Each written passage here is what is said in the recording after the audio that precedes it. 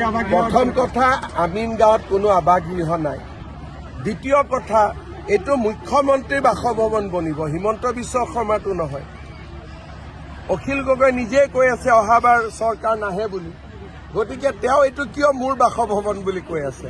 তাৰমানে যোৱাকালি তেওঁ ইনডাইৰেক্টলি কৈ দিলে যে অসমত অহাবাৰ বিজেপি চৰকাৰে আহিব। যিটো মুখ্যমন্ত্ৰী আৱাসগৃহ বনিছে এইটো বনোতে কিমান বছৰ লাগিব? 4 বছৰ, 3 বছৰ।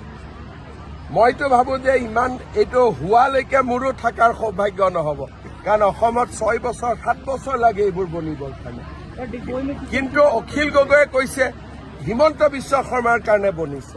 তাৰমানে ইনডাইৰেক্টলি অখিল গগৈ বুজি পালে, আৰু বা তেওঁ কালি অসমৰ ৰাইজক কৈয়ে দিলে যে পৰৱৰ্তী মুখ্যমন্ত্ৰীও হিমন্ত বিশ্ব শৰ্মাই হ'ব। डिग्री में किस आधार पर टिकट दिया जाएगा? वो पॉपुलैरिटी का आधार पर। मुख्यमंत्री महोदय ऐसा